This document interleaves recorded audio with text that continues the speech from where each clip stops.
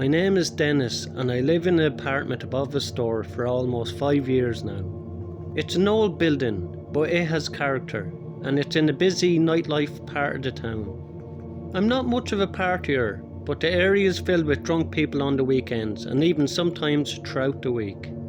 There's an unmarked door on the street, right between two storefronts. It's pretty inconspicuous. Many people probably don't even notice it at first. It's always unlocked and anybody can get into my building and come right up to my front door without a key. There's one other apartment that I share the store with. The other apartment belongs to a pair of college students who I barely ever see. It was a typical Friday night. I just returned from a night out with friends. It was around 1 AM and I was exhausted. I was ready for bed, so I went straight to my room and fell asleep. However, I woke up soon after to the sound of people in my living room. I initially thought it was just my roommate, but then I heard their voices and I knew that it wasn't him. He was away for the weekend anyway, so I knew it couldn't be him. I got out of bed and tiptoed to my door to listen. I could hear two men talking and they seemed to be drunk. I knew I had to act fast before things got out of hand.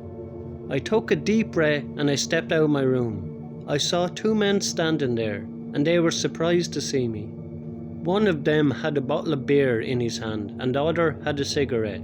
They looked at me like I was an intruder. "What are you doing here?" I asked, trying to sound as tough as possible. The men then just looked at me and laughed. They were clearly drunk and weren't taking me seriously. I could feel my heart rate increase and I started to feel an adrenaline rush. I said, "What are you doing here? This is my apartment and you need to leave now," I shouted. The men just laughed again and continued to talk as if I wasn't even there. I could feel my frustration and anger building. I knew I had to do something to make them leave. "Get out of here now," I yelled, taking a step closer to them. That's when they got more aggressive. One of them pushed me back and I stumbled onto the coffee table, knocking over a glass. These guys were really drunk and I didn't know what they were capable of. I ran to the bathroom and locked the door behind me. I don't think they'd chase me, I thought. I dialed 911 and within minutes the police arrived. They arrested the two men and took them away in handcuffs. I was shaken but relieved it was all over. I talked to the police for a while and I decided to follow through with pressing charges. They found that the men had entered through the unlocked door below my apartment. Seems that I had forgotten to lock my door that night. Thankfully after that night there was no other incidents like that.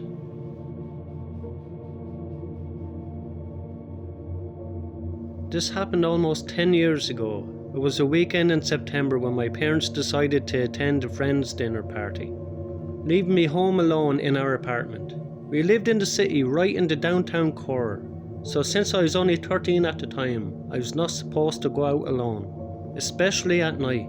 It wasn't a big deal for me to be home alone at the time, since it was just for the evening.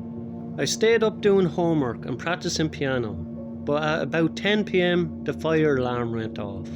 That happened now and then in the building, but it was always a false alarm, really more of an annoyance than anything else.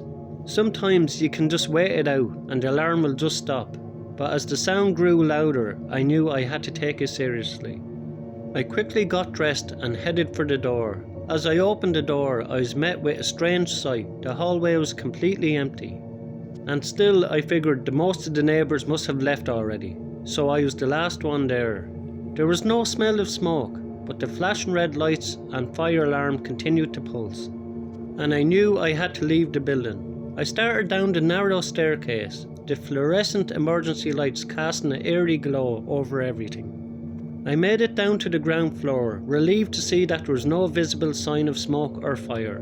But as I stepped outside, I was met with a chaotic scene. There were people everywhere, crowding the street and talking to each other.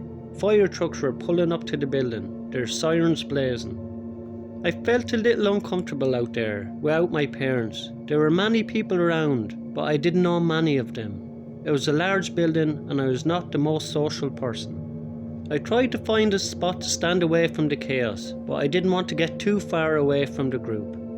I was feeling very vulnerable. That's when I noticed a strange man standing near me. He was older with a scraggly beard and shabby clothes. He was watching me intently. I tried to ignore him, but he came closer, his breath smelling of stale cigarettes. He started talking to me, his voice low and insulating. I didn't like the way he looked at me.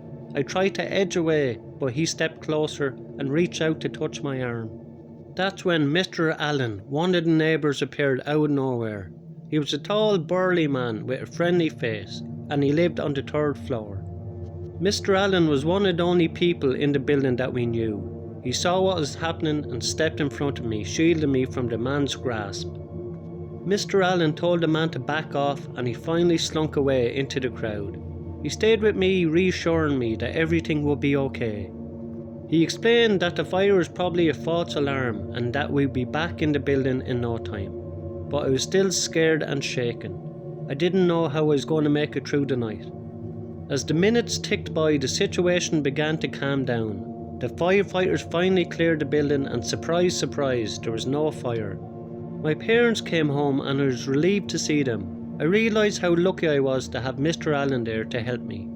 He was like my guardian angel, watching over me and keeping me safe. I never realised before how important it is to have a good neighbour and a sense of community, especially in an urban setting. I still think about that strange man who tried to lure me away from the group. I never saw him again, so I'm pretty sure he didn't live in the building. He must have just been some creep who saw an opportunity and went for it. It was a sobering reminder that there are dangerous people out there, and we all need to be careful.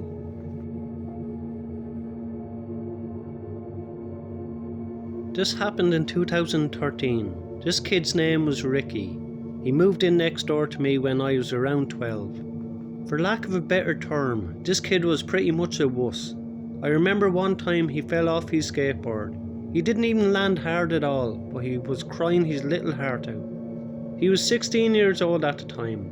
Fast forward to when the kid was 18. By then I was selling drugs pretty heavily, and he was one of my best customers.